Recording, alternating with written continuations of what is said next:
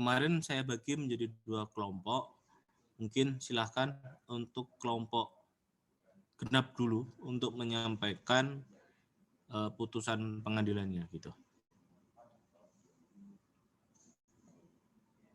Kelompok 2 siapa ya? Udah selesai kan ini? Kelompok 2? Sudah ya? Oke, silahkan. Nah, bisa di-share ke ini ya, nanti bisa dipindahin ke temennya lagi ya, yang co-hostnya.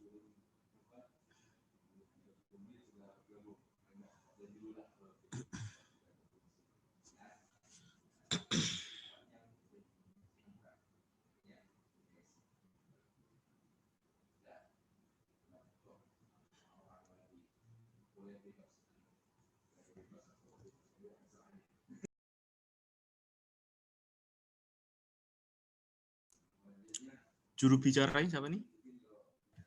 Oke, maaf Pak. Oke, yuk. Nah, selamat pagi Pak Adi dan teman-teman semuanya. Di sini kami dari kelompok 2 akan menjelaskan dan menelaah mengenai putusan nomor 104 PK PDT Suspaili tahun 2013.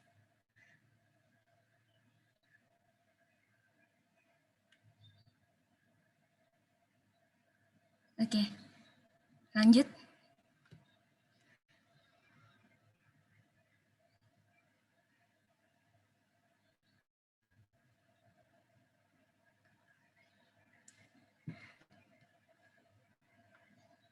Halo Indah.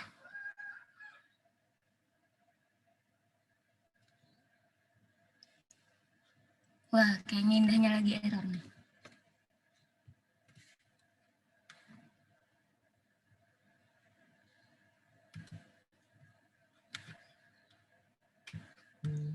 Rama, dirimu udah co-host ya, jadi kamu bisa mainkan.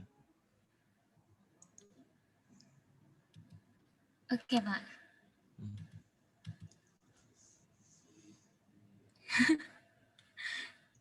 Oke, mungkin aku gantiin share screen dulu ya.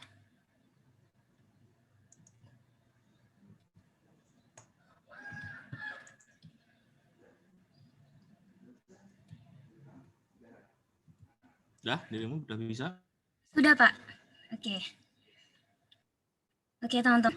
Nah, di sini kita kenalan dulu nih. Yang pertama ada Clever Patrick, kemudian ada Edo, Feby, Fernanda, Gabriel, Jessica, Fadil, Indah, Novitra, Pambudi, Patrick, dan Rahma. Nah, poin putusan yang akan kita bahas kali ini ada 4. Yang pertama, kompetensi absolut dan relatif. Kemudian yang kedua ada aspek. Yang ketiga ada kronologis. Dan yang keempat, bukti-bukti yang didalilkan.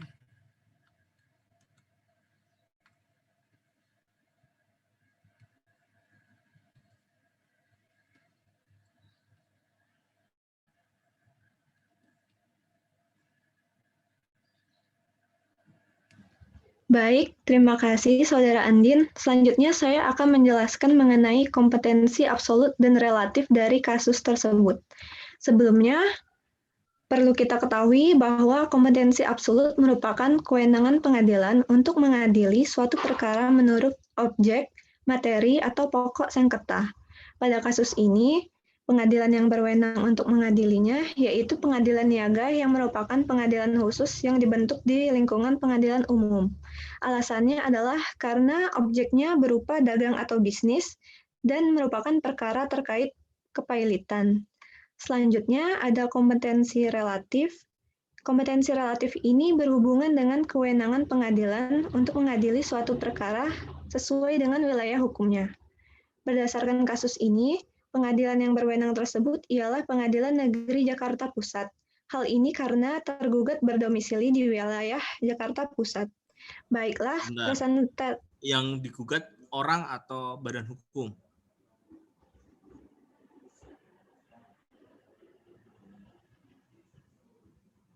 Halo, tes. Badan hukum, Pak. Badan hukum. Badan hukum. Kalau badan hukum, kalian bisa lihat domisilinya dari mana? Dari ADART bukan, Pak? ADART? Kemarin hukum perusahaan sama saya toh? Enggak, Pak. Sama Pak Saudara. saudara. Dirimu pernah lihat gambar ini enggak? Apa itu namanya? Hang malan komputerku.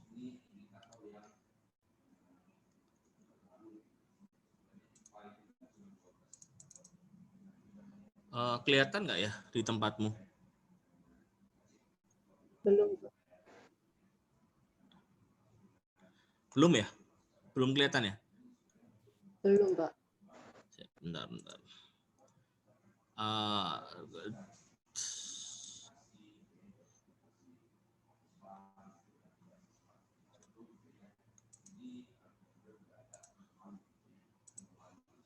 Kelihatan nggak sekarang?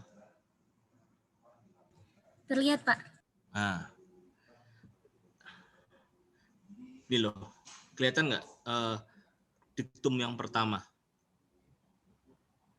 Jadi ada di mana? Pengesahan Badan Hukum Perseroan. Di sini ada, kelihatan nggak ya? Aku tewas ngomong, kalian nggak lihat? Kelihatan ya? Nah, mengesahkan Badan Hukum PT bla bla bla bla berkedudukan di. Nah, ini yang dimaksud dengan domisili. Gitu ya. Jadi ketika pihak tergugat dia akan mengatakan bahwa dia bukan domisili di situ, maka pembuktiannya harus itu. Gitu ya. Kalau nggak itu, nggak benar. Gitu ya. Jelas ya? Pak, bagaimana kalau sudah berubah? Ya harus administrasinya ikut dirubah. Dilakukan perubahan domisili kedudukan PT itu di mana, gitu ya. Jadi kita tidak bisa ngomong PT-nya sekarang nggak ada di situ, sudah pindah. Nah, tapi harus dilihat tuh di dalam itunya. Pindah alamat saja harus melaporkan ke Kementerian Hukum dan HAM, gitu ya, teman-teman. Oke, lanjut.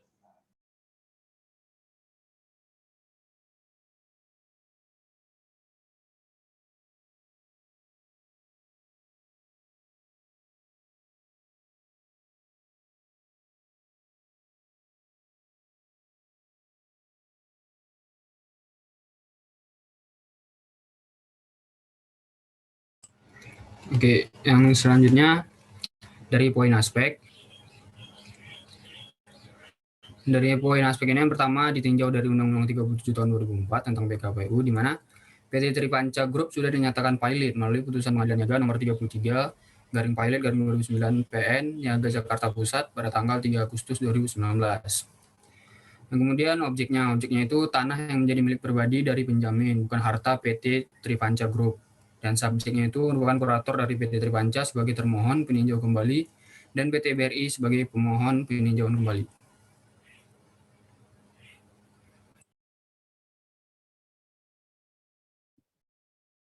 Baik, selanjutnya adalah aspek kronologis. Baik, dalam kasus ini terdapat dua pihak. Yang pertama yaitu PT BRI sebagai pemohon peninjauan kembali dahulu pemohon kasasi atau termohon terhadap Jendris Yandari SHLLM selaku kurator PT Tripanca Group dalam pilot sebagai termohon peninjauan kembali dahulu termohon kasasi atau pemohon. PT BRI mengajukan permohonan peninjauan kembali terhadap putusan MA RI nomor 813K PDT tahun 2012 tanggal 21 Februari tahun 2013 yang berkekuatan hukum tetap dengan alasan judex juris dan hakim banding telah melakukan kekhilafan dan kekeliruan yang nyata dalam putusannya. Dalam putusan tersebut, PT Tripanca memohon kepada Pengadilan Niaga pada Pengadilan Negeri Jakarta Pusat agar memberikan putusan sebagai berikut. Yang pertama, memerintahkan PT BRI untuk menyerahkan semua dokumen atas eksekusi jaminan pinjaman PT Tripanca pada kurator. Yang kedua, memerintahkan kepada BRI untuk memberikan sebagian uang hasil eksekusi jaminan pinjaman kepada pilotan yaitu sebesar 10% atau setidaknya 10% dari angka pelunasan yang diterima oleh PT BRI. Nah, atas permohonan tersebut, Pengadilan Niaga pada Pengadilan Negeri Jakarta Pusat memberikan putusan nomor 03/Ren Void Prosedur garing 2012 dengan amar 1. Mengabulkan permohonan pemohon sebagian. 2. Memerintahkan PDBRI untuk menyerahkan semua dokumen atas eksekusi jaminan pinjaman PT Tripanca kepada kurator. 3. Memerintahkan kepada PT BRI untuk memberikan sebagian uang hasil eksekusi jaminan pinjaman kepada kepailitan, yaitu sebesar 5%. 4. Memerintahkan pemohon atau PT Tripanca untuk membagikan uang 5% dari hasil penjualan lelang pihak BRI untuk dibagi ke pekerja atau kreditor preferen PT Tripanca. Dan yang terakhir, membebankan biaya perkara yang timbul kepada Budel Pailit.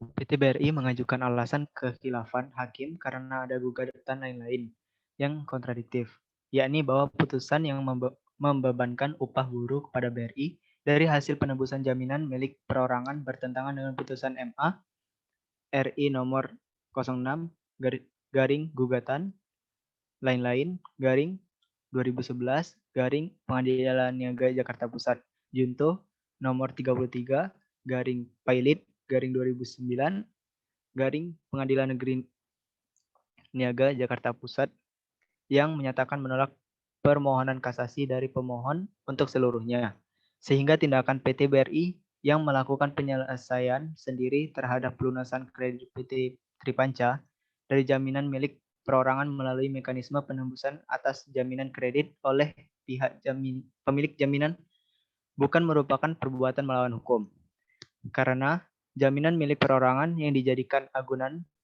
adalah di luar Budel Pailit PT Tripanca. Maka beban kewajiban membagi kepada kreditur yang diistimewakan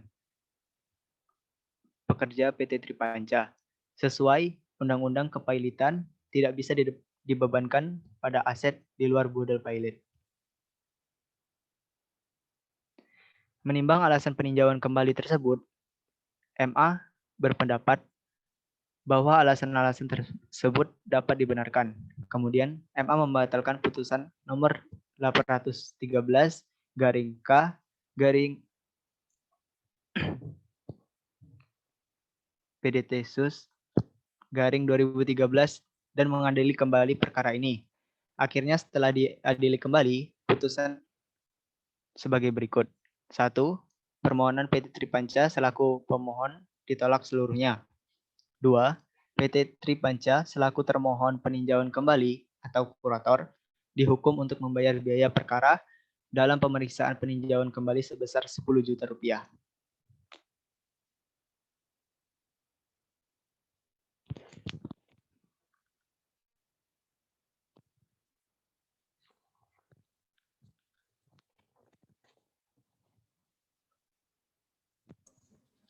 Terus? Baik, selanjutnya adalah mengenai bukti-bukti yang didalilkan. Dari kita tahu bahwa kasasi itu bertujuan untuk memeriksa sejauh mana penerapan hukum yang dilaksanakan pengadilan yang memutuskan sebelumnya. Apakah telah terjadi kesalahan penerapan hukum atau hakim pengadilan yang sebelumnya telah memutuskan perkara. Dan di sini yang mengajukan itu atau pihak yang berkeberatan adalah PT Bank Mandiri kepada kuratornya PT Tripanca.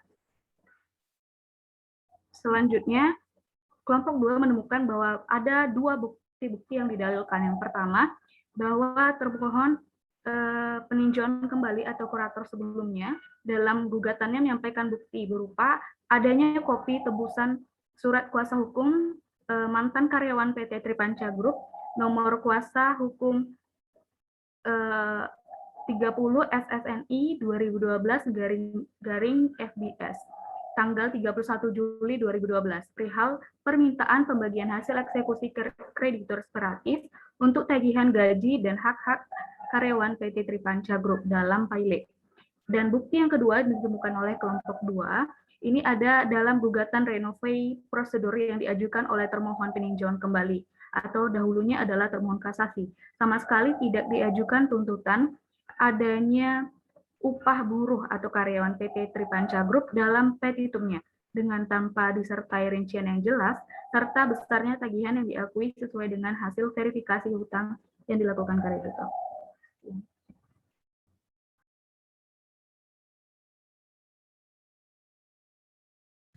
Oke, sekian. Terima kasih. Teman-teman, coba kembali kepada kronologis. Ya. Jadi bawah lagi, turun. Oke. Nah, ini adalah putusan nomor 813 K PDT SUS 2012 ya, tanggal 21 Februari. Ini adalah putusan peninjauan kembali, ya kan? Atau kasasi?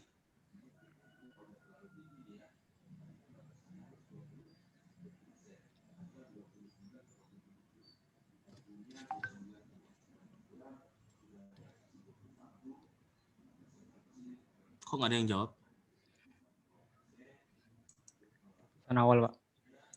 Kenapa?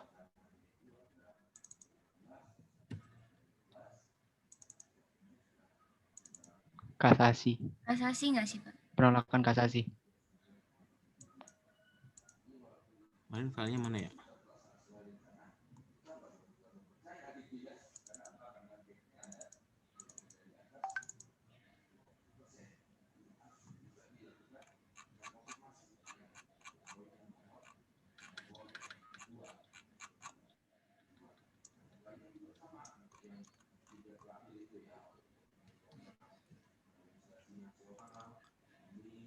Oke, kalian lihat di filenya ya, file aslinya ya.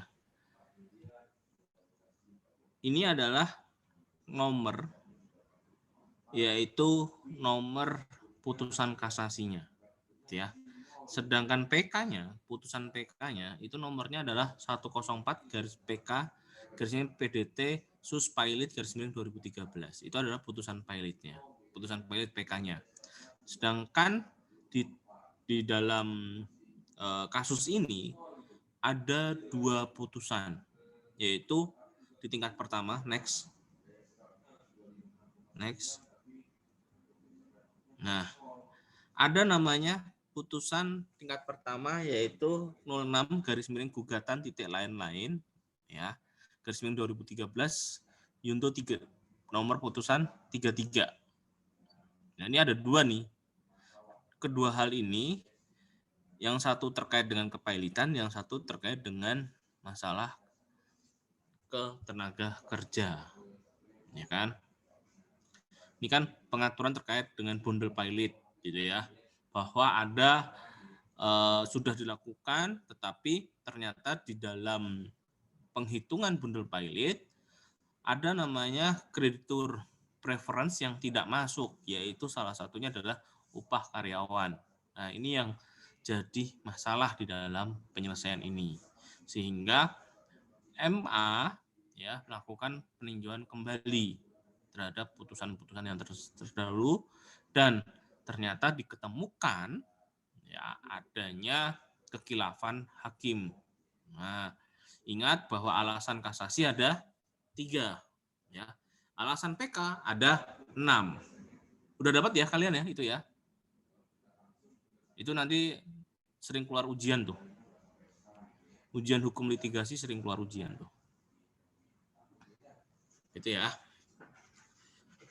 Oke, sampai di sini ada yang mau ditanyakan dulu nggak, teman-teman?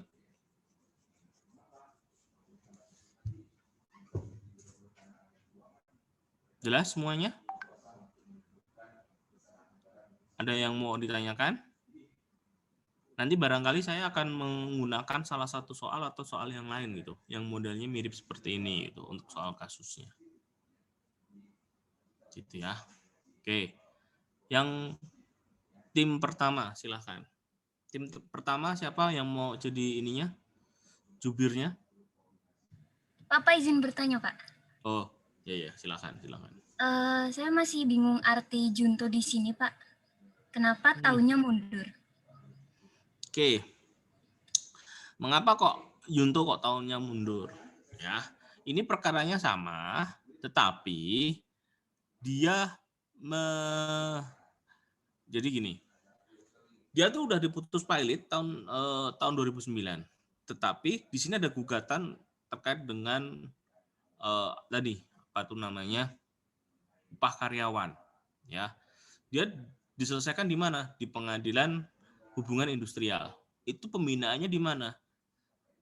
PN Jakarta Pusat juga, gitu ya.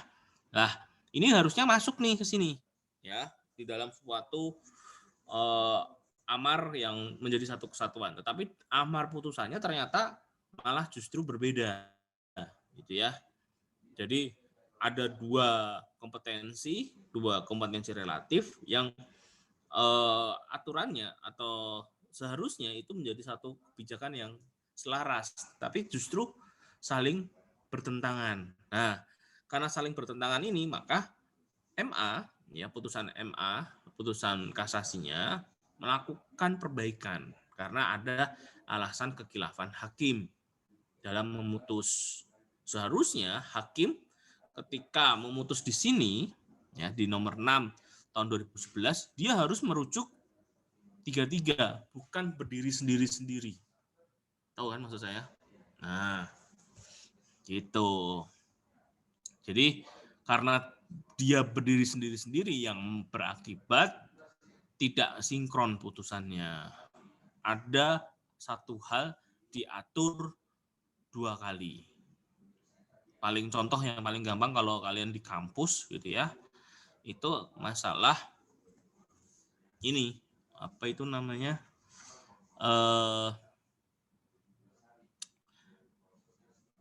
apa namanya, kalian pasti pernah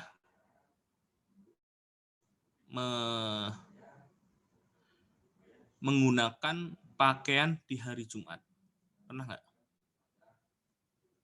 Pakaian seragam di hari Jumat. Tuh, kalian pernah ke kampus toh? Belum pernah ke kampus? Pernah kan? Semester 1 kan di kampus ya? Iya. Ya. Hari Jumat itu kan ada aturan menggunakan baju bebas toh? Iya, Pak. Bener ya? Oke. Menjadi sebuah pertanyaan, ya, ada dua aturan yang di situ menjadi kekosongan hukum. Kalau ini kebalikan dari ini, kalau ini adalah satu hal diatur dua, ya. Kalau itu adalah satu hal malah nggak diatur, ya. Maksudnya gimana, Pak? Yang perempuan itu kan harus menggunakan rok, ya nggak? Ya. Di hari Jumat bebas, ya nggak? Benar? Nah, yang terjadi hari Jumat adalah boleh nggak cewek menggunakan celana jeans ke kampus? Enggak. Kok enggak? Kenapa kok enggak? Ayo. Aturannya kan bebas. Tapi penafsiran terhadap bebas itu ada yang menafsirkan yang pertama, ya kalau ke kampus boleh pakai jeans, tapi rok. Ada juga yang mengatakan boleh pakai celana, ya kan gitu. Ada juga yang mengatakan bahwa ya namanya bebas ya bebas aja, nggak perlu diatur kan gitu. Itu yang menjadikan nggak jelas di hari Jumat. Nah itu kalau kalian perhatikan ya, dosen itu juga sama tuh, di hari Kamis biasanya terjadi masalah. Hari Kamis itu ada seragam yang warnanya abu-abu. Kalian pernah kuliah di sini hari Kamis kan, dosen yang dari internal BPK pasti menggunakan seragamnya abu-abu kalau hari Kamis. Tapi ada aturan yang lain, di hari Kamis itu harus menggunakan baju putih. Jadi yang seragam putih yang ada lambangnya, yang ada tulisan korpunya dan sebagainya itu. Nah, akhirnya terjadi kebingungan. Jadi hari Kamis itu pakai yang abu-abu atau pakai yang putih. Nah, kasus yang ini itu sama dengan itu. Di hari yang Kamis diatur dua hal. Tuh.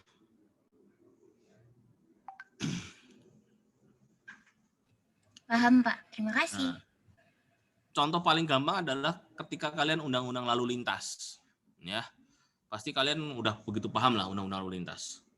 Undang lalu lintas itu ya di pasal 200 berapa? 84 yang ada sanksinya itu bahwa apabila si pengendara itu tidak dapat tidak memiliki SIM, ya.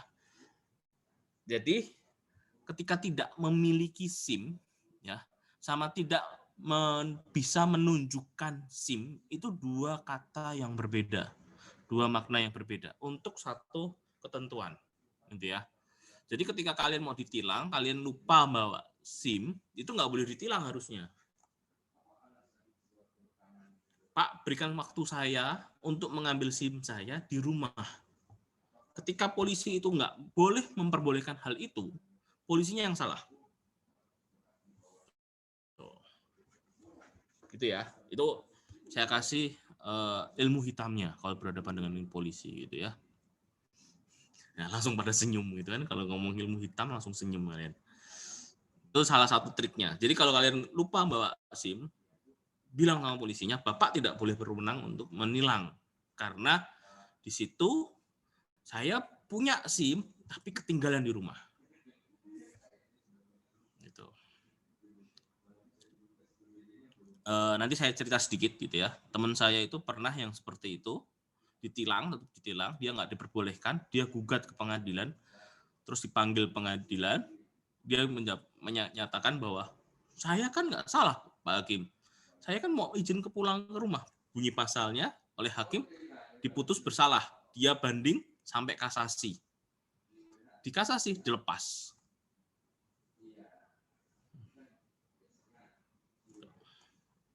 Itu tadi. Meskipun dendanya cuma 5.000 ya waktu itu ya. Jadi putus pertama itu cuma dendanya 5.000.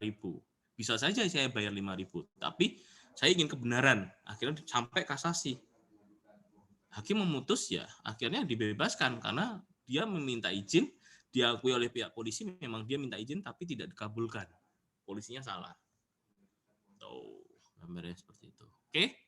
Ada lagi yang mau ditanyakan? Cukup? Oke, kita lanjut. Kelompok 1, siapa yang mau jadi juru bicara? Izin, Pak. Siapa? Saya. Absen 16. Bentar ya.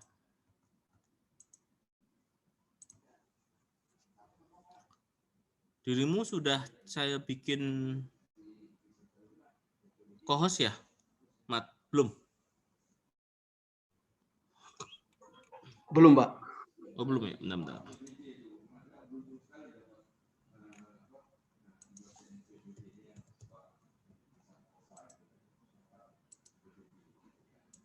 Sudah, Mat? Sudah, Pak. Oke, silakan.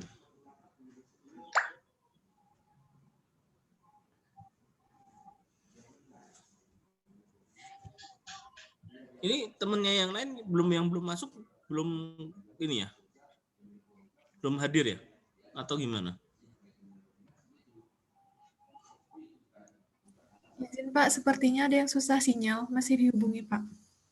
Oke.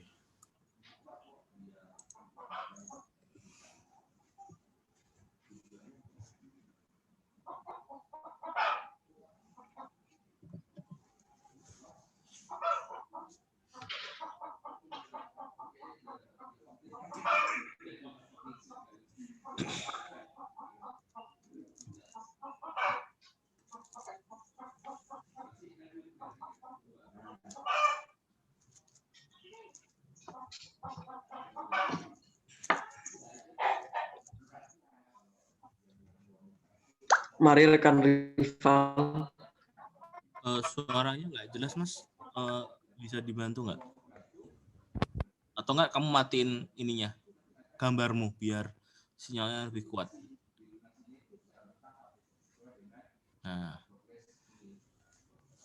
silakan, Mas.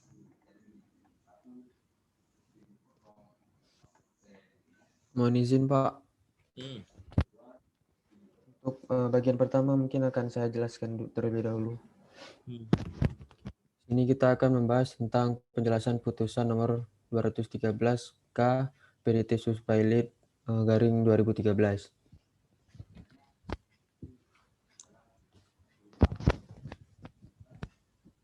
Lanjut. Sebelum masuk ke pembahasan, kami akan memperkenalkan nama-nama kelompok kami. Yang pertama ada Abian Iqbal Rafif, Chandra Maulana, Dara Silva, Diki Masruri, Efraim Molesasi, Igde Angga Kirana, Ines Vinindia, Komang Widya Hadi, Marcusman, Nafila Makfira, Nurwilna, Rival Medan Ofri, dan Salsabila Putri Tristalia. Next. Di sini pertama kita akan membahas tentang kompetensi relatif dan kompetensi absolut. Kompetensi relatif itu berhubungan dengan kewenangan pengadilan untuk mengadili suatu perkara sesuai dengan wilayah hukumnya, yaitu Pengadilan Negeri Jakarta Pusat.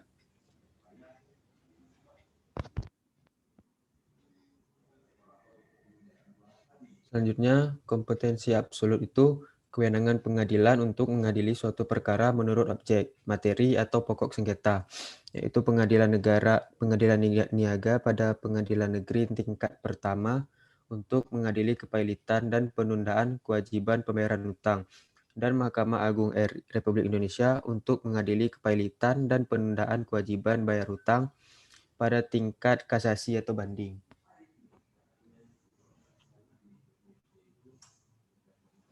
Selanjutnya ada aspeknya, yaitu PT Bank Mandiri sebagai pelawan dan terlawannya itu Lukman Sembada SE SH dan Panji L Pahan SH selaku kurator PT Elang Perkasa Lestari Jaya, dan pemerintah Republik Indonesia Direktorat Jenderal Kekayaan Negara Kanwil DJKN 6 DJKN Serang Kantor Pelayanan Kekayaan Negara dan Lelang atau KPKNL Serpong, dan pemerintah Republik Indonesia Direktorat Jenderal Kekayaan Negara Kanwil 6 DJKN Serang Kantor Pelayanan Kekayaan Negara Serang. Lanjut. Di sini ada objek sengketanya. Objek sengketa yang pertama itu ada 5, yaitu tanah sesuai SHM nomor 149 atas nama Felisa Ardiani. Yang kedua, tanah sesuai SHGB nomor 150 atas nama Ciam Li Hoa. Yang ketiga, ada tanah sesuai SHGB nomor 18 atas nama Edianto. Yang keempat, tanah sesuai SHM nomor 105 atas nama Edianto juga. Selanjutnya ada tanah sesuai SHM nomor 106 atas nama Edianto. Selanjutnya ada objek sengketa 2. Di sini ada 12, yaitu tanah sesuai SHM nomor 54 sampai nomor 65 atas nama Edianto.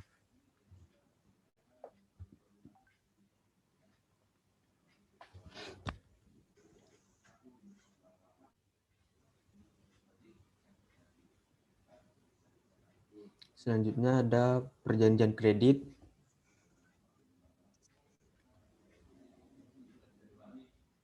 Di sini ada objeknya, yaitu perjanjian kredit. Yang pertama ada perjanjian kredit modal kerja nomor RCO JTH garing 171 garing PKKMK garing 2007 tanggal 2 Juni 2007 beserta adendum-adendumnya. Yang kedua, perjanjian kredit modal kerja nomor RCO JTH garing 471 garing PKKMK tahun 2009 tanggal 18 Agustus 2009 beserta adendum-adendumnya. Yang ketiga, perjanjian kredit investasi nomor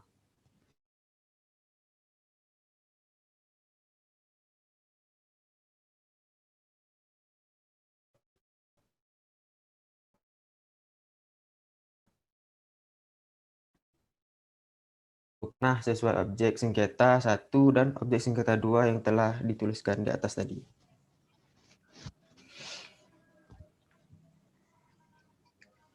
Berikutnya adalah kronologis. Yang pertama, sebelum ke sini Mas, mungkin saya akan ya, sedikit koreksi ya. Naik dulu slide, naik atas. Terus. Nah, di bawah next. Kelewatan. Bawah lagi. Sekali lagi. Up. Next. Bawah lagi. Nah, up. Stop. Nah, di sini sebaiknya ini di subjek dulu. Nah, ini objek, subjek.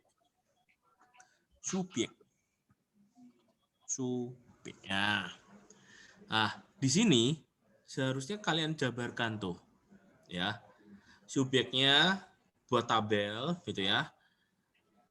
Putusan tingkat pertama, nomornya berapa? Penggugatnya siapa? Tergugatnya siapa? Terus kasasi, ini pemohon kasasinya siapa? Termohon kasasinya siapa? Terus di bawahnya lagi adalah ini cuma nyampe kasasi aja ya, bukan PK tuh nih. Iya Pak, kasasi. Nah, kasasi aja kan. Berarti ada 2 supaya tahu tuh. Kemudian di bawahnya next objek.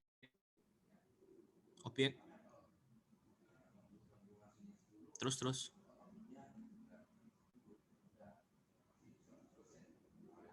Next. Kelewatan. Nah, ini harusnya juga kamu bikin tabel saja.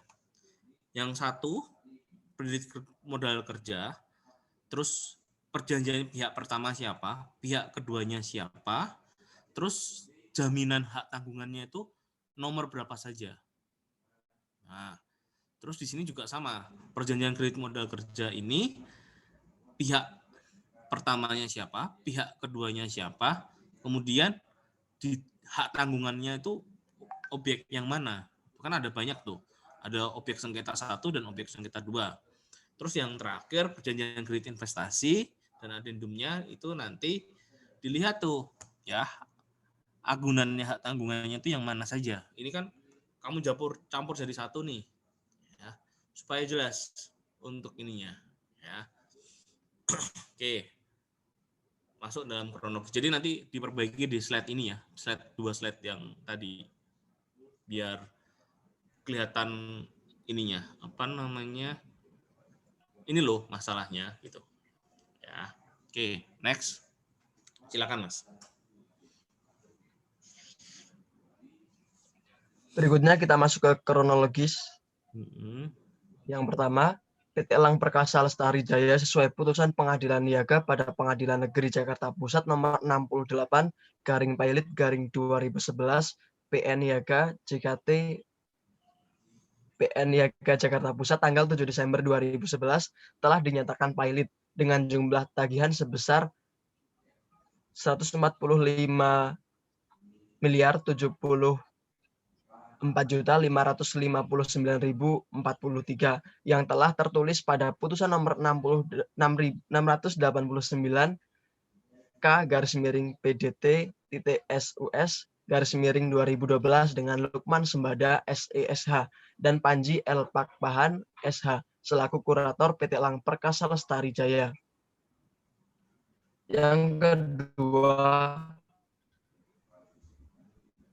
PT Elang Perkasa Lestari Jaya harus menyerahkan harta jaminan dan insolvensi merupakan ketidakmampuan membayar dari harta pailit karena hukum yang disebabkan karena debitur pailit tidak mengajukan rencana perdamaian atau mengajukan namun ditolak atau pengesahan perdamaian ditolak berdasarkan putusan yang berkekuatan hukum tetap. Yang ketiga, namun PT Bank Mandiri tidak melaksanakan eksekusi sampai jangka waktu 2 bulan tersebut usai dan tidak bersedia menyerahkan objek sengketa kepada kurator dengan alasan objek sengketa tersebut bukan merupakan bedul pailit karena dimiliki oleh pihak ketiga. Yang keempat, PT Bank Mandiri mengajukan gugatan ke Pengadilan Niaga Lestari Jaya tidak masuk dalam neraca aset, sehingga pelelangan atas objek sengketa 1 dan 2 tidak tunduk pada ketentuan Undang-Undang Kepailitan. Berikutnya akan disampaikan oleh Nafila. Selanjutnya, kronologis yang kelima, terlawan mengajukan eksepsi, yaitu yang pertama, perlawanan pelawan nebis in idem. Perlawanan nebis in idem ini berkaitan dengan perkara akuo pada pokoknya yang sama dengan perkara nomor 4 gugatan lain-lain _2012 PN Niaga Jakarta Pusat yang proses hukumnya masih berlaku. Yang kedua, perlawanan pelawan prematur untuk diajukan. Eksepsi ini berkaitan dengan perkara 04 yang sampai saat ini masih dalam pemeriksaan di tingkat kasasi, di mana perkara 04 ini juga akan diputuskan mengenai status objek sengketa 1 dan sengketa 2 yang sudah disebutkan di awal. Apakah objek ini itu termasuk budel pilot PT Elang Perkasa Lestari Jaya atau tidak. Nah, maka dari itu perlawanan ini harusnya dinyatakan prematur sebab putusan perkara 04 masih dalam pemeriksaan. Yang ketiga, eksepsi plurium litis constrium. Ini berkaitan dengan pelawan yang memohon agar majelis hakim menyatakan untuk objek sengketa 1 dan sengketa 2 itu yang merupakan tanah-tanah sertifikat hak milik dengan atas nama pihak ketiga, atas nama 3 orang di pihak ketiga yang tadi disebutkan, yaitu ada Felisa Ardiani, Ejianto, dan Jamli Hoa. Nah, namun dalam perlawanannya, pelawan ini tidak mengikut sertakan 3 pihak tadi, maka perlawanan eksepsi yang diajukan yaitu plurium lis constrium. Lalu yang keempat, ada perlawanan pelawan tidak jelas atau kabur, yaitu obscur libel. Perlawanan ini itu menyatakan bahwa dengan demikian bahwa upaya hukum perlawanan tidak dapat digunakan untuk memeriksa, mengadili, dan memutus atau menentukan status kepemilikan suatu objek atau barang.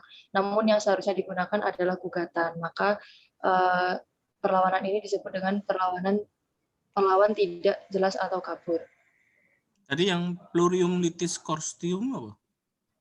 Yang itu tidak mengikut sertakan, jadi pelawan atau PT Bank Mandiri itu tidak mengikut sertakan pihak ketiga sebagai pemilik tanah SHM-nya itu Pak dalam perlawanan ini. Ya. Lanjut.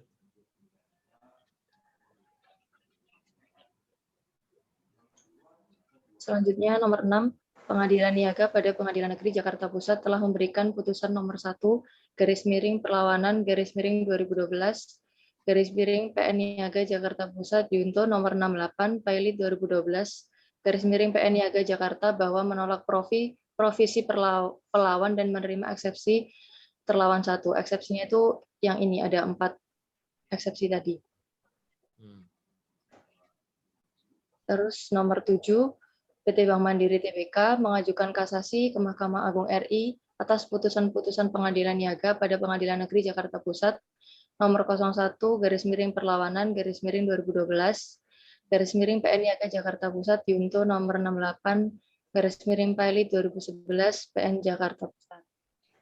Yang nomor 8, Mahkamah Agung RI menolak gugatan kasasi PT Bank Mandiri dan menghukum pemohon kasasi atau pelawan yaitu PT Bank Mandiri untuk membayar biaya perkara dalam tingkat kasasi yang ditetapkan sebesar 5 juta rupiah. Jadi kronologis nomor 7 dan 8 ini kronologis yang masuk pada ranah kasasi di Mahkamah Agung RI. Terkait dengan putusan Pengadilan Niaga nomor 1 perlawanan sama nomor 68, amar putusannya seperti apa?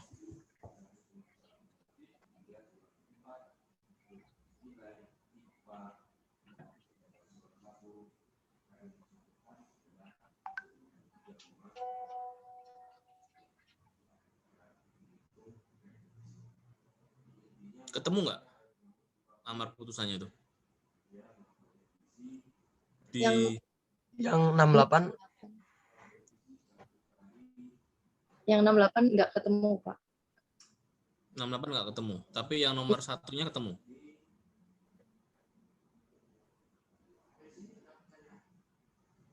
68 nggak ketemu, tapi di sebelah kirinya ada tulisannya nggak? Nggak ada. Ketemunya itu nomor 689, Pak. Tapi di putusan 68 di yang nomor 689 itu Kasusnya beda. dijelaskan. Sama, Pak. Oh, sama. Kasus ini juga. Iya. Gimana? 689 ngomongnya gimana? Di-share ke grup coba. Biar saya baca.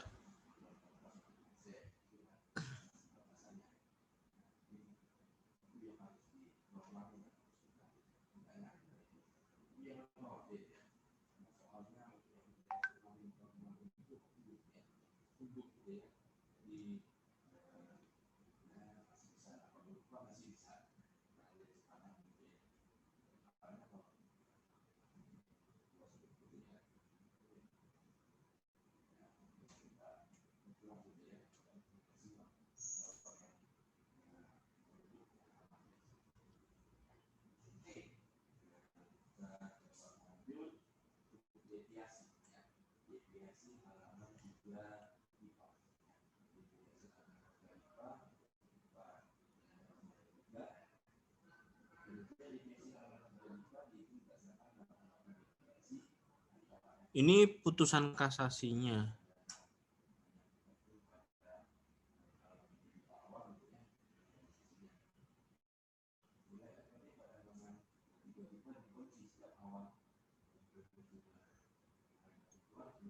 Kemarin di yang 689 ini kita ngambil data untuk jumlah utangnya, Pak.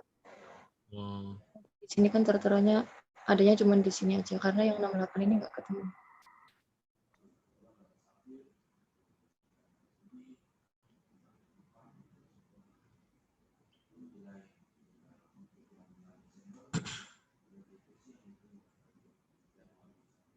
Oke, pertanyaan saya ini agak melenceng ya. Bisa nggak sih PT apa ini namanya? Mandiri itu namanya siapa sih? PT Elang Perkasa Lestari Jaya ini digugat pilot. Memenuhi nggak syarat 2 kreditur dan sudah jatuh tempo?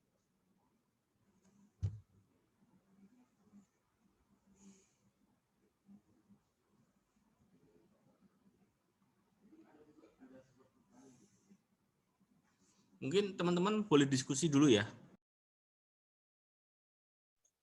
Iya, Pak.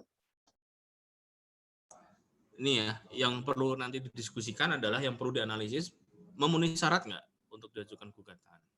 Ya, gugatan pilot di mana PT Elang Jaya itu digugat pilot, Mandiri itu berwenang nggak? Kok Mandiri doang? Kok nggak ada yang lain? Krediturnya mana? Terus yang kedua, terus PT Elang Jaya juga tidak melakukan tadi insolvensi atau upaya perdamaian. Mengapa? Nah, itu ya. Mungkin dari tim 2 mungkin mau ditanyakan pada tim 1, silahkan loh. Nggak ada yang berani nanya. Nanti ditanya balik gitu. Atau misalkan nanyanya udah dikasih soalnya dulu. Nanti jawabannya udah tahu jawabannya gitu. Ya itulah trik-trik mahasiswa yang dulu sudah pernah saya lakukan gitu ya. Gitu ya. Nanti coba kalian diskusi dulu ya. Saya tak ke kamar mandi dulu ya.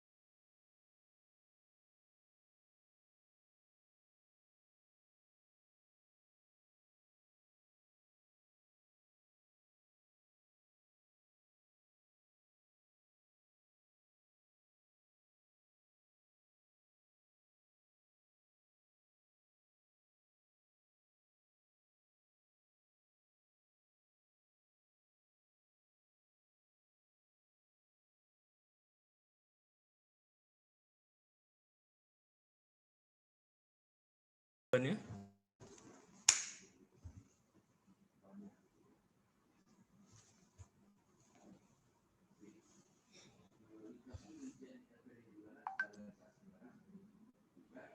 Ya udah, kalau belum ketemu jawabannya next dulu aja, nanti saya tagih gitu. Oke, lanjut, Mbak. Untuk tadi pertanyaannya yang pertama kan mengenai apakah si PT ini PT Elang bisa digugat pilot atau tidak. Menurut jawaban kelompok kami yaitu bisa Pak, karena pada putusan 689 tadi di situ digunakan kata para kreditor, berarti tidak hanya Bank Mandiri yang dalam hal ini menggugat pilot si PT Elang, namun ada daftar-daftar kreditor yang lain yang juga ikut dalam menggugat pilot si PT Elang. Kemudian siapa itu? Yang kedua terkait dengan untuk daftar krediturnya belum kami temukan, Pak. Oh, betul. Terus? Yang kedua alasan insolvensinya karena di sini dikatakan bahwa PT Elang Perkasa Lestari Jaya dalam pilot demi hukum berada dalam keadaan insolvensi. Alasannya karena tidak menyampaikan proposal perdamaian kepada penggugat maupun kepada para kreditornya sehingga demi hukum dinyatakan insolvensi. Itu ya. Jadi jelas ya posisi insolvensi di mana. Dia tidak mengajukan. Kalau dia tidak mengajukan, dari kurator boleh nggak ngomong bahwa, tergugat kamu nggak ngajuin upaya perdamaian? Boleh nggak ngomong kayak gitu dari kurator? Boleh, Pak. Boleh. Dasarnya apa?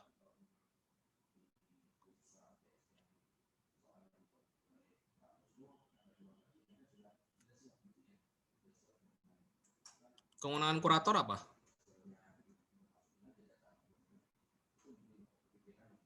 Loh, kewenangan kurator udah saya pernah terangkan kan?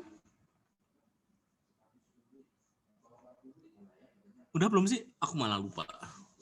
Rehabilitasi dan sebagainya kan sudah saya terangkan toh?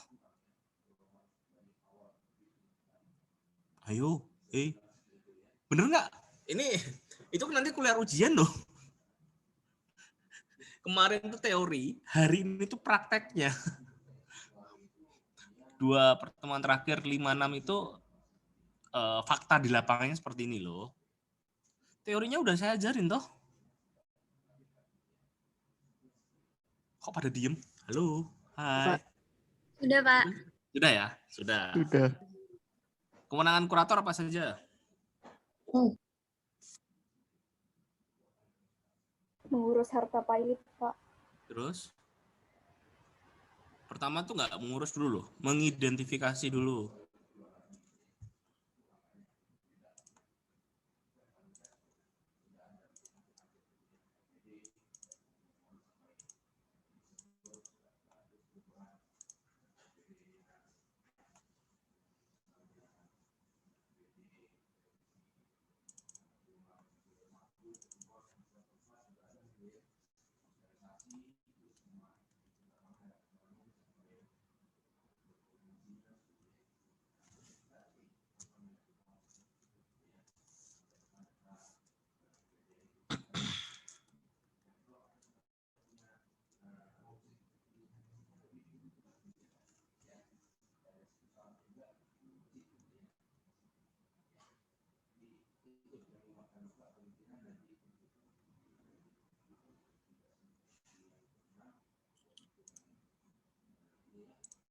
Semoga teman-teman, ini saya tutup dulu ya. Ini saya kasih nih. Coba ditutup di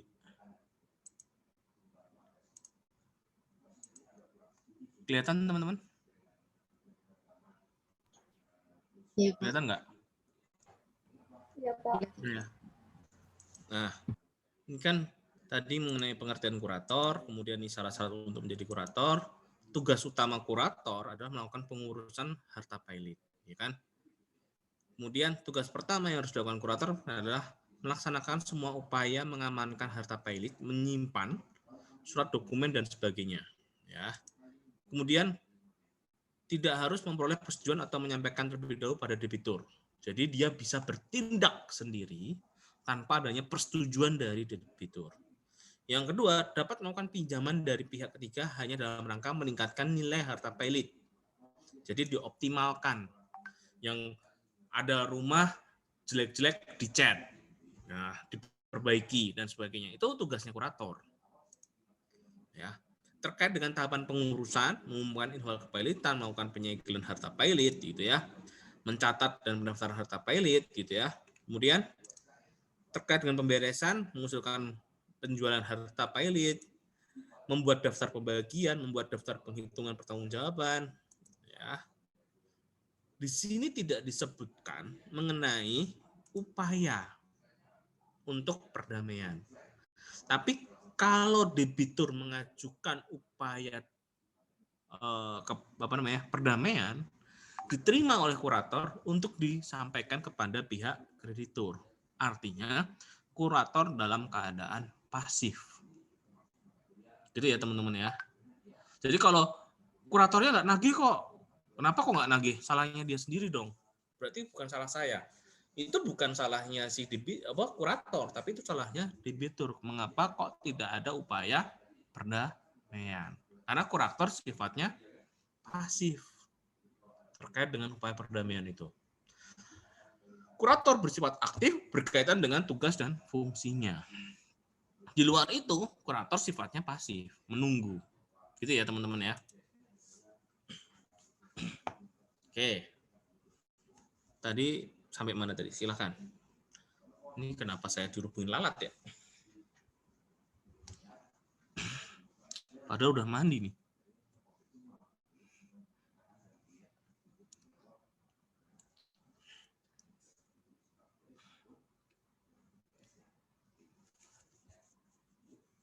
Yuk. Izin melanjutkan, Pak. Berikutnya bukti yang didalilkan. Harta sengketa adalah bukan harta perseroan terbatas, melainkan harta milik pribadi para pihak ketiga, sehingga kurator tidak berhak untuk meminta penyerahan harta yang tercatat atas nama pribadi, karena bukan atas nama perseroan atau termohon pilot yang dibuktikan dengan SHM atau surat hak milik. Oke. Demikian pertanyaannya adalah, boleh nggak kurator melakukan itu?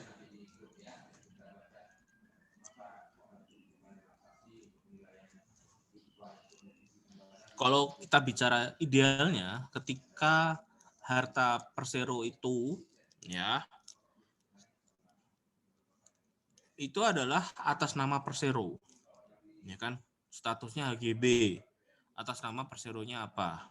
Tapi ada juga, ya, yang dia belum melakukan proses tadi perubahan terhadap namanya, padahal sudah diganti dalam bentuk saham.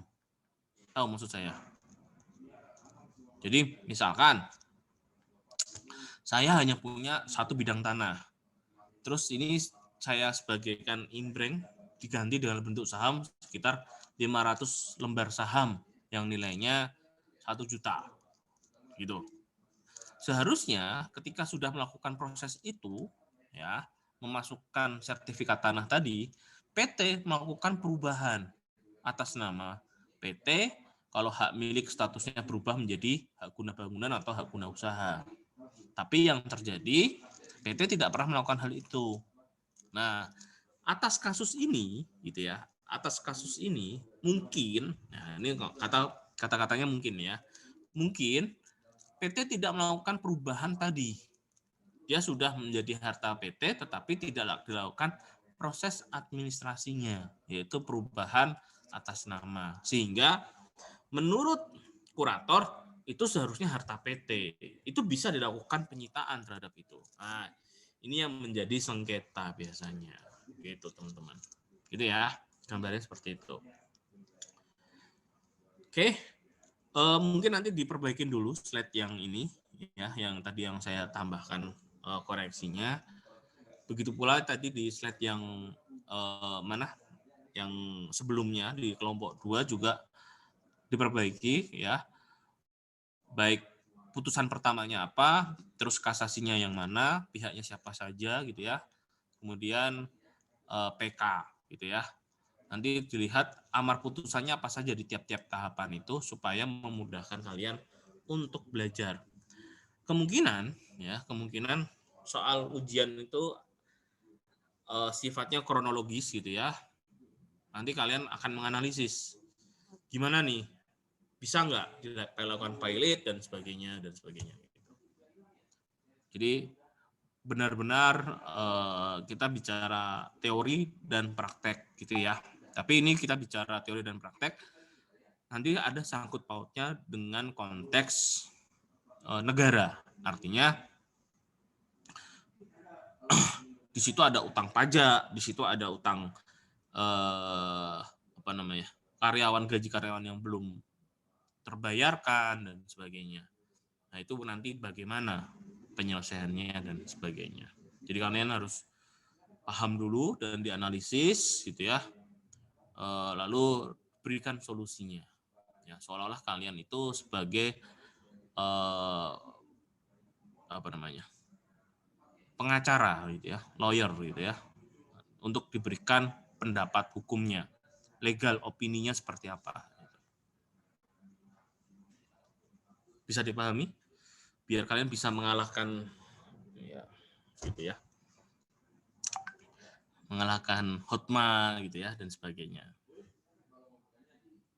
Dosenmu pernah mengalahkan Hotma loh.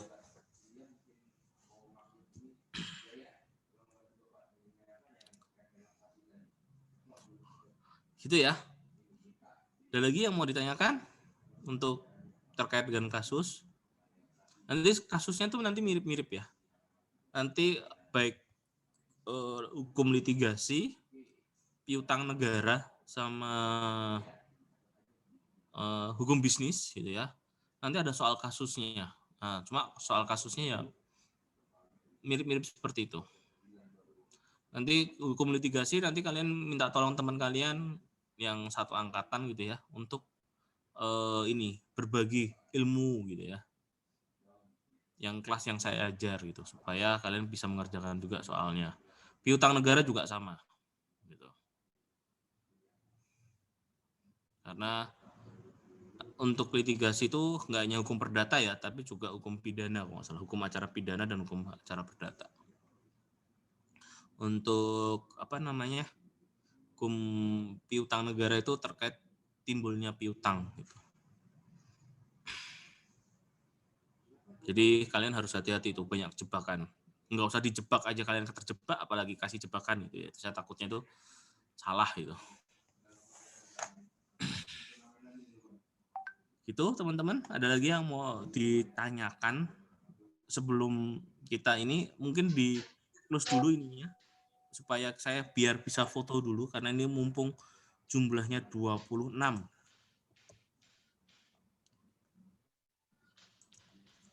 Foto dulu ya.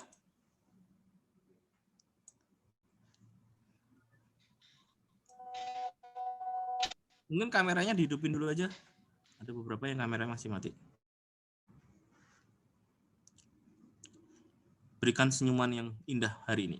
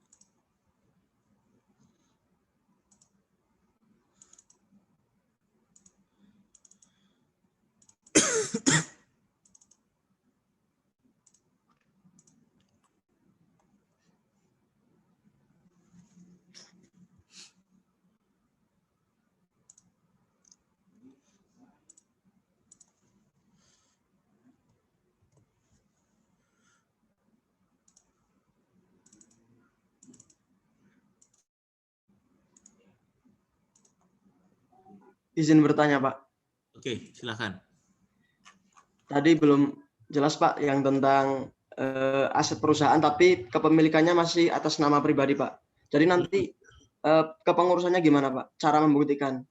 Karena kan memang bukti kepemilikan SHM itu memang tertinggi kan, Pak? Pertanyaannya adalah bagus sekali ini ya. Harusnya kan buktinya adalah sertifikat itu kan alat bukti yang kuat gitu ya, bukan mutlak. Ya, itu yang harus kalian garis bawahi. Bahwa HM, HGB dan sebagainya adalah alat bukti yang kuat, bukan mutlak. Mutlak itu berarti benar. Kalau udah punya sertifikatnya itu pasti benar gitu. Enggak, tapi kuat. Nah, kuat ini artinya ada dalil yang bisa meruntuhkan itu, gitu ya. Nah, cara meruntuhkan dalil itu apa? Gitu ya. Salah satunya adalah ketika ada penyerahan, bukti penyerahan sertifikat itu kepada PT yang dikonversi, yang dikembalikan dalam bentuk saham. Ketika kalian masih ingat pada mata kuliah hukum perusahaan, gitu ya, bahwa saham itu bisa saja dalam bentuk berupa uang, ya, modal dasar itu bisa saja berupa uang, bisa juga dalam bentuk barang ataupun benda tidak bergerak, ataupun barang bergerak yang mana keahlian pun juga bisa menjadi modal, gitu, menjadi modal dasar yang dapat dinilai, gitu ya. Nah, kemudian ya, ketika ada berita acara penyerahan, lalu kemudian ada konversi di dalam akte pendiriannya, ya, dan sebagainya, itu seharusnya itu menjadi dasar bahwa itu adalah harta dari PT. Meskipun belum dilakukan proses namanya balik nama, proses namanya perubahan atau peralihan hak, gitu ya. Itu administrasi, ya. Nah, hal ini, ya, saya mengatakan hal ini sering dijadikan alasan, ya, sering dijadikan alasan untuk mengelabui, ya, tadi.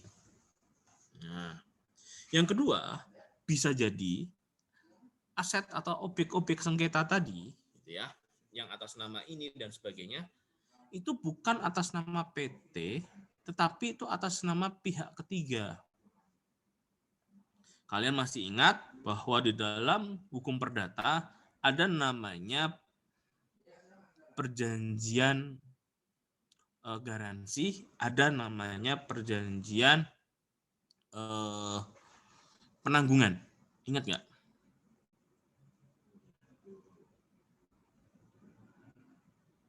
Kok pada diem? Hukum perdata yang ngajar saya nggak? Enggak ya? Pada buku 2, Kitab Undang-Undang Hukum Perdata, sebelum UTS, itu ada materi mengenai hukum benda.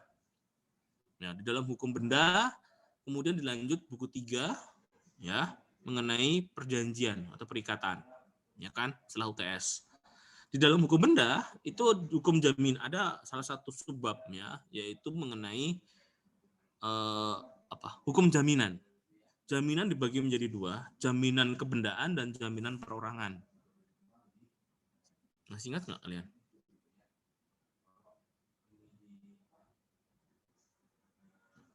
Coba nanti dilihat lagi catatannya ya. Dulu kalau nggak salah pada materi itu sudah saya bikin di slide deh.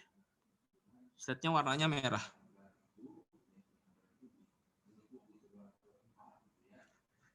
Bener nggak ya? Iya, merah bener. Saya yang bikin sendiri kok. Semua dosen sama kok waktu itu.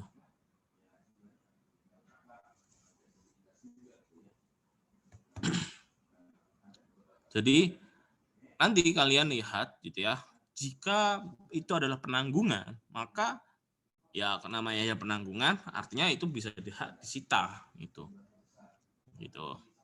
Ya, bagaimana nanti perlindungan terhadap tadi? Ya, akhirnya orang yang atas nama sertifikat tadi bisa memintanya kepada PT tersebut. Gitu. Nah, harus kalian cek ya. Komisi dan direktur PT itu ya, apakah sama dengan nama orang-orang yang tadi. Siapa namanya? Edi Loh, siapa tadi? Ada beberapa tuh tadi sertifikat atas namanya siapa aja tadi? Aku lupa. Coba tayangkan.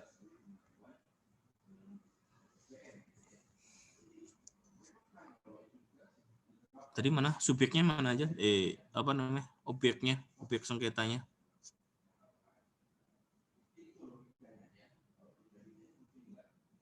Mat.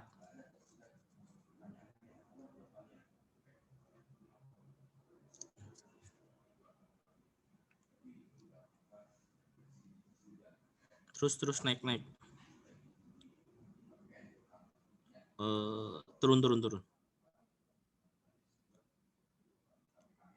Nah, ada Felicia Ardiani. Ini kamu harus cek ini sama direktur sama komisaris PT-nya sama enggak? Chiam Liu Hua Edianto, ya. Terus bawahnya lagi. Nah, ini nama-nama ini ada 3 nama. Nah, 3 nama ini kamu cek di dalam pengurusan PT tadi sama enggak? Tuh. Jika sama, patut juga ini adalah bukan penanggungan. Gitu.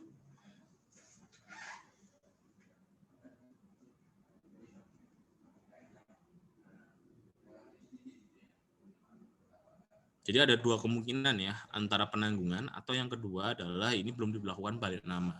Itu Mas, pertanyaan, jawaban dari saya. Gambarnya seperti itu. Baik Pak, terima kasih. Ada lagi?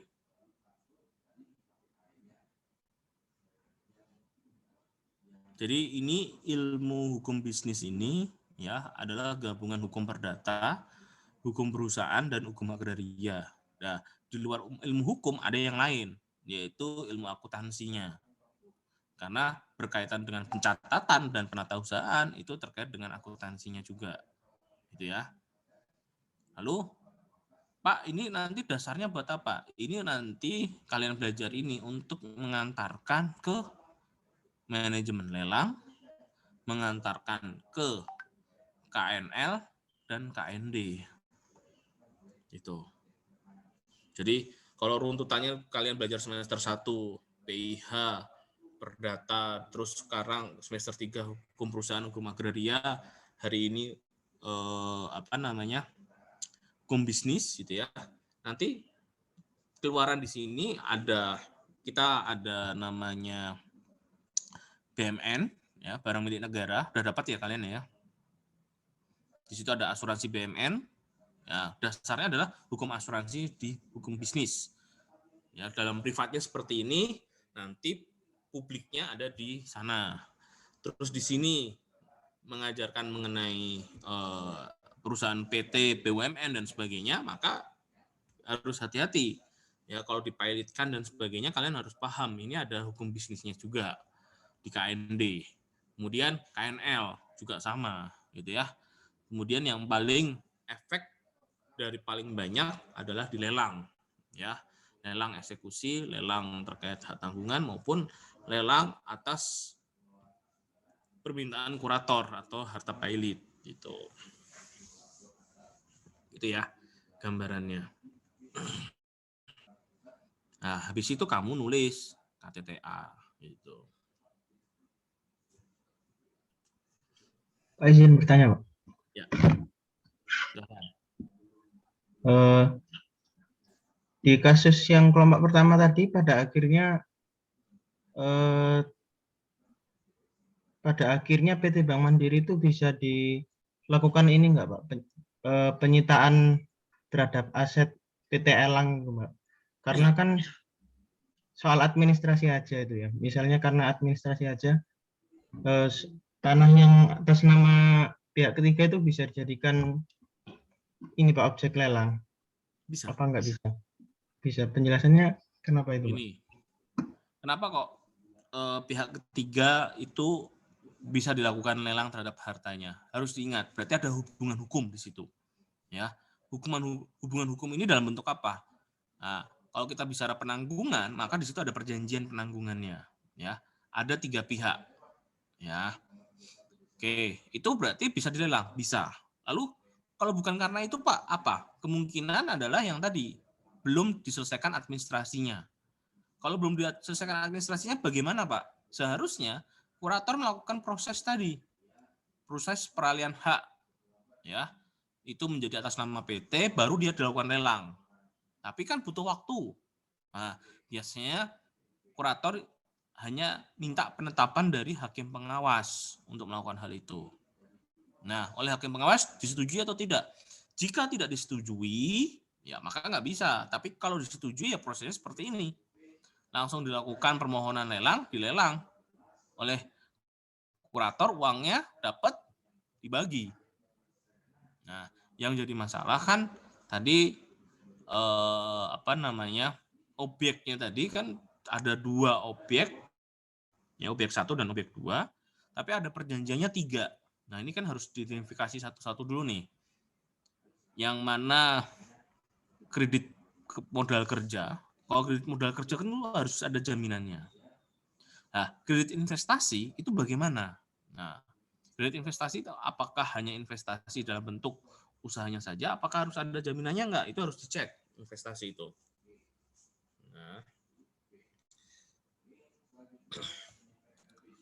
gitu teman-teman. Jadi ya di dalam dunia seperti ini ya itu banyak sekali nih risiko, dan nanti kalian akan hadapi di dalam fakta di lapangan ya. Satu putusan ya, satu perkara itu nanti bisa aja 2 atau 3 putusan yang berbeda-beda. Itu terjadi. Tidak sinkron, putusannya berbeda-beda. Terus kadang-kadang hakim khilaf dan sebagainya, itu wah itu sering.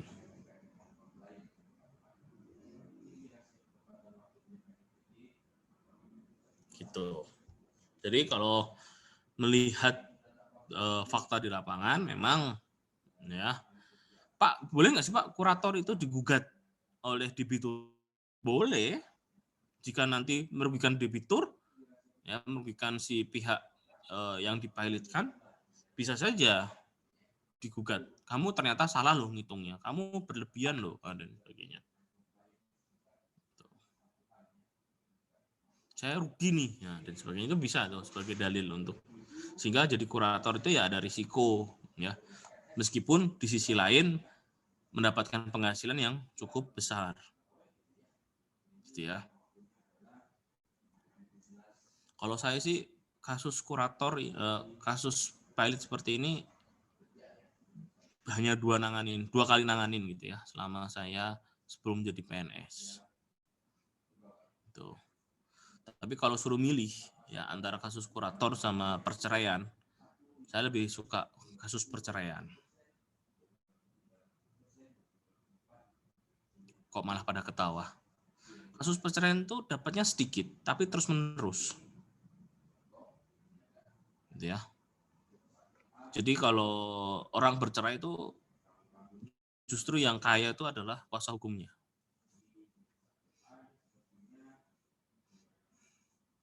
Jadi untuk melakukan perkawinan itu membayar PNBP 500.000 gitu ya. Ketika terjadi kasus perceraian, bayarnya lebih, bisa 5.000 kali gitu ya. Bisa 500 kali dari PNBP 500.000 tadi gitu. Habisnya gitu. Hak asuh anak, harta gono gini, mas, itu makanan empuk bagi pengacara. Tapi saya tidak mendoakan orang bercerai gitu ya. Tapi kalau ada yang bercerai, ya lumayan dapatnya. Kasus yang paling susah menurut saya adalah harta warisan. Nah, itu paling susah tuh. Harta warisan BW. Dapatnya banyak, tapi minum obat sakit kepalanya ya 2 tablet gitu-gitu. Nggak sebanding lah. Kalau kasus kepailitan ini ya di bawahnya tadi kasus-kasus harta warisan. Bukan ini ya, harta warisan menurut Islam ya, tapi BW. Kan harta warisan dibagi 3, BW, Islam, sama adat. Gitu. Yang paling gampang adalah harta warisan yang adat, itu paling gampang. Tapi kalau harta warisan terkait BW, wah itu yang paling susah. Karena kalau BW itu banyak laki-laki itu menabur benihnya di mana-mana gitu loh. Jadi anak luar kawin diakuinya tuh banyak gitu kadang-kadang.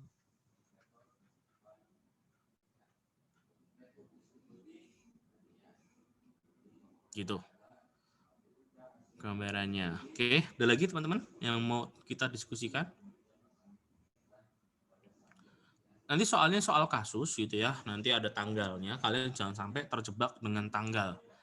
Tanggal itu nanti kalian harus ingat kapan dan ini pakai dasar hukum yang mana dan sebagainya.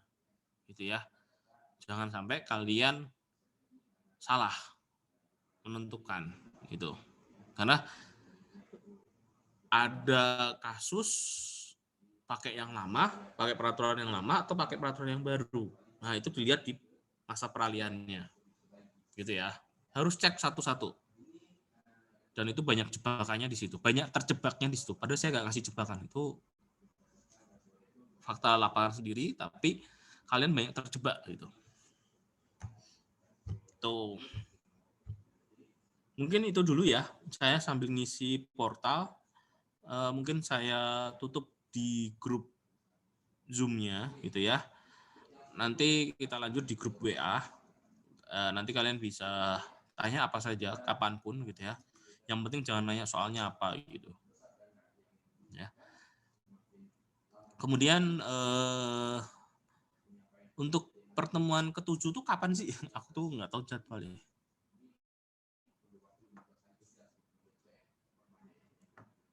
Setelah libur Lebaran ya Pak. Tanggal?